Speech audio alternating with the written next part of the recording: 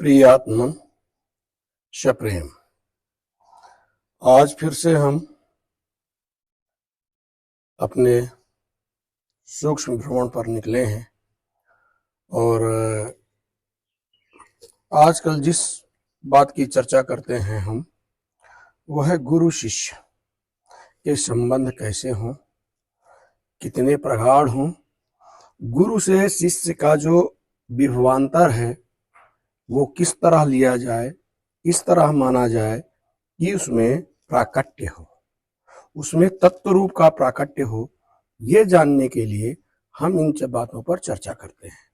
बहुत सारे विषय हैं, बहुत सारे मनुष्यों ने चर्चा किया है, बहुत सारे रिजल्ट निकाले हैं, पर हम अपने छोटे से जीवन में सबको नहीं पढ़ पाते, नहीं जान पाते और नहीं कर पाते। इसलिए हम जितना पढ़ते हैं उतने को ही जानते हैं और ये मानते हैं कि यही सही है। अपने पुराणों में हाथी वाली कथा प्रचलित है, कई बार मैंने बताया है, फिर से विषयांतर न करते हुए उसमें ना जाए। अभी मैंने आज तक इन 8 दिनों में जो सोचा, वो समझा, वो यही समझा कि गुरु और शिष्य के संबंध में प्रेम होना चाहिए, उत्कृष्ट प्रेम होना चाहिए। जितना प्रेम होता है उतना ही साफल्य प्राकट्य होता है, उतना ही साफल्य का आदेश होता है। क्योंकि ना तो दासत्व होना चाहिए और ना भय होना चाहिए। हम गुरु के दास नहीं बनते हैं, प्रेम होना चाहिए। दासत्व में कहीं ना कहीं फल होता है या भय होता है, और भय से तो कुछ हो ही नहीं सकता है। भय से ही संसार का सबसे ज्यादा विनाश हुआ है। भय को आप दबा के रखते हैं, पर किसी बिंदु पे वो जाके ऊपर निकलता है और भय को ओवरकम करता है। हमको गुरु से और शिष्य के संबंध में स्नेह होना चाहिए, प्रेम होना चाहिए, तादाद में बिठाने के लिए। प्रेम से ही, प्रेम पूर्व माया जगत में, प्रेम का अंत न पाया जगत में। इस संसार में यदि आप प्रेम बांटोगे, अपने इष्ट से, अपने देवताओं से जब प्रेम करोगे, तब आप विलुप्त हो जाओगे और उस एकात्मता के लिए, उस एकाग्रता के लिए, उस ब्रह्म के लिए, उस सुख के लिए आपके अंदर का धरातल, आपकी धारणा अपने आप में ध्यान में लीन हो। अक्सर सब मैं रोज ही कहता हूं और आप लोगों से भी चर्चा होती है कि ये मैं है क्या। एक बहुत बढ़िया कहानी के चलते मैं आपको मैं समझाऊंगा। लोग कहते हैं मैं को मार दो, मैं ये कर दो, मैं वो कर दो। जब तक आपका मैं और मोर तू और तोर यह माया, तो मैं और मेरा और तेरा ये माया है। बिल्कुल ये सही है, पर एक सतही स्तर पर ही सही है। ये घर तेरा है, ये घर मेरा है, बस इतने के लिए है। पर कहा गया ना ये घर तेरा, ना ये घर मेरा, घर है भगवान का। तो जब आप एक राजा एक महात्मा जी के पास गए, बोले भगवान मेरे तो मैं इतना ज्यादा है कि मैं सब महात्माओं से पूछ लिया, कोई महात्मा हमारे मैं को हटाने की बात, मैं को मारने की बात ही नहीं बताता है। आप आए हुए हैं, बताएं।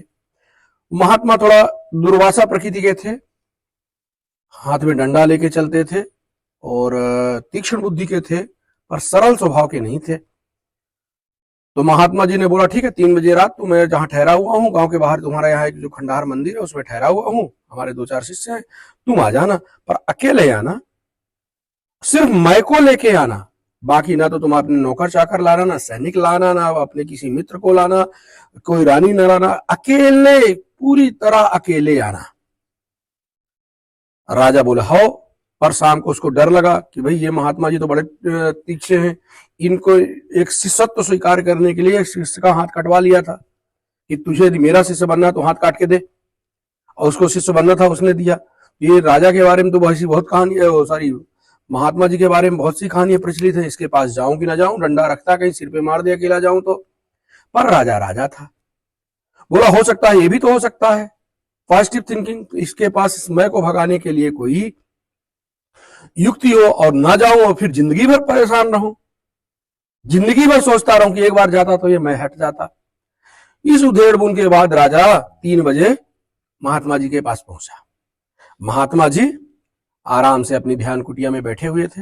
रात को ज्यादा लोग ध्यान लगाते हैं, दिन में तो इधर उधर की जो बातें होती हैं वो भी अपनी ज्ञान कर्म ज्ञानेंद्रियों से जाती हैं, इसलिए अधिकतर आप देखोगे रात को ध्यान लगा लेते हैं, ध्यान मंगते।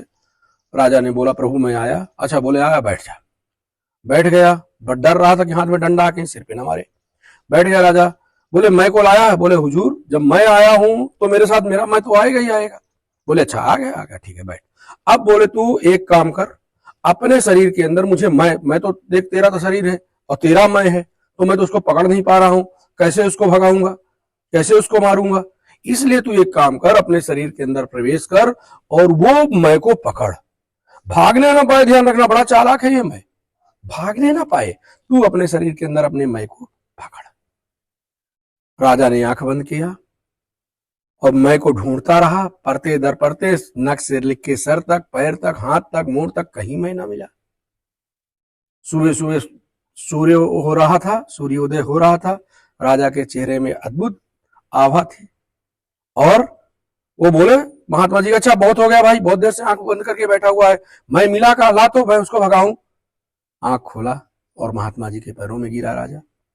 बोला महाराज मैं तो मिला नहीं, पर मुझे अब सब कुछ मिल गया। मैं मिल गया। मैं क्या था, मैं समर्पित हो गया, खाली हो गई जगह। इसी तरह जो छल प्रपंच की बातें करते हो, मन की बातें करते हो, ये है वो है, कुछ नहीं है।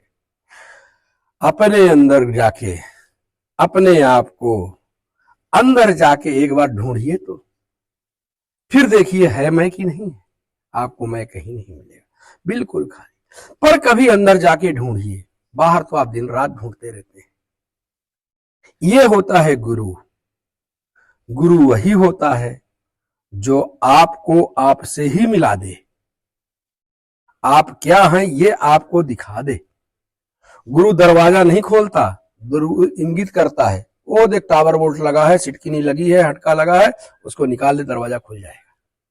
वो होता है गुरु। शिष्य और गुरु के संबंधों में बहुत प्रेम है, बहुत तादात्म्य है। इसलिए अपने आप को हम सबको देखना है। ये तो ज्ञान मार्गियों का गुरु शिष्य हो गई। जब आप भक्त मार्गियों में जाओगे तो राधा के गुरु, पलटू दास के गुरु, अगले एपिसोड में हम या अगले वीडियो में हम पलटू दास के बारे में बताएंगे। उनका नाम पलटू दास कैसे पड़ गया जो आप नहीं जानते होंगे। राधा के बारे में, मीरा के बारे में, जितने भी हुए हैं, रैदास के बारे में, कबीर के बारे में, ये जो महात्मा हुए हैं अपने गुरुओं से कैसे शिक्षा ली है। गोरख मरो रे जोगी मरो, मरण है दीठा, मरण है मीठा, गोरखनाथ जी कह रहे हैं। गोरखनाथ चंद्रनाथ के संबंध कैसे थे, इन सब चीजों के बारे में अगले आने वाले दिनों में जो वीडियो बनाऊंगा उनमें चर्चा होगी। आज के लिए बस सप्रेम।